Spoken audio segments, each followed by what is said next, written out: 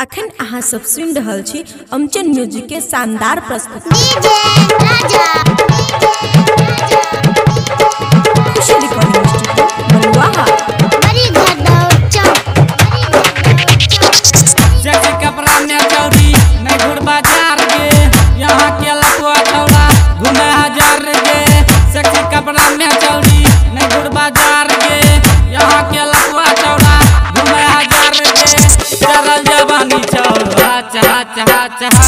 मरतौ खगड़िया वाला काट काट काट काट करतौ सामान तहर काट काट काट काट मरतौ खगड़िया वाला काट काट काट काट करतौ सामान तहर काट काट काट जैसे कपड़ा में चौड़ी नहीं गुड़ बाजार गे यहाँ के लखवा चौड़ा घूमे हजार गे चलल जवानी चौड़ा चहा चहा चहा मरतौ खगड़िया वाला काट काट काट काट करतौ सामान चहा चहा चहा मरतौ खगड़िया वाला काट काट काट काट करतौ सामान तहर काट काट काट काट मरतौ खगड़िया वाला काट काट काट काट करतौ सामान तहर काट काट काट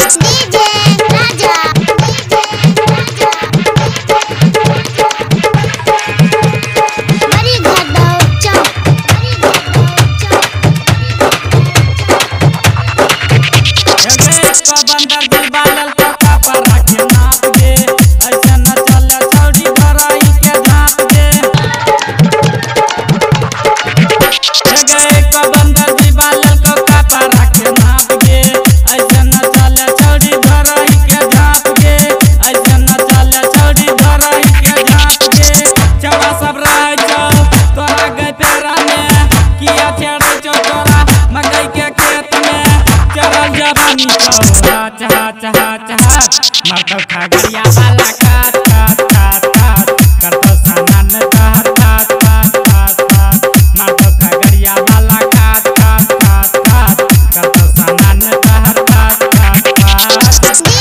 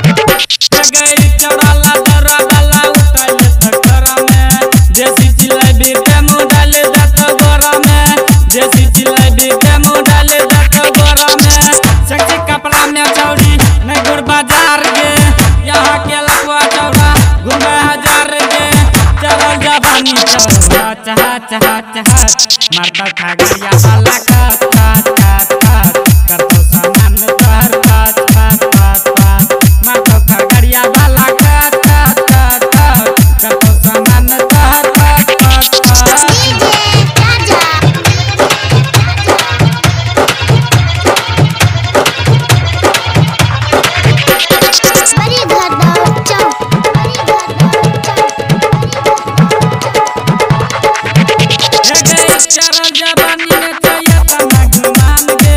प्रमोद बेचैनी कहो बतिया ले मान गे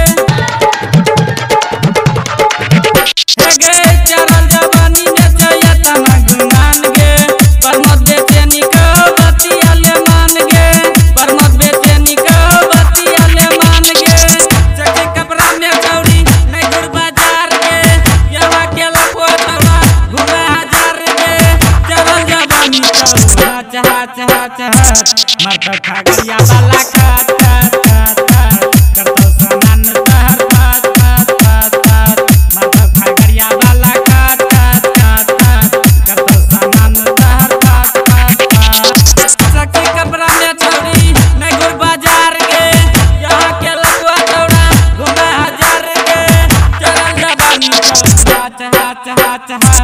मरतौ खगड़िया वाला काट काट काट काट करतौ सामान तहर काट काट काट काट मरतौ खगड़िया वाला काट काट काट काट करतौ सामान तहर काट काट काट केना समझियो बाबू। Recording by Guddu Chhela Bihari.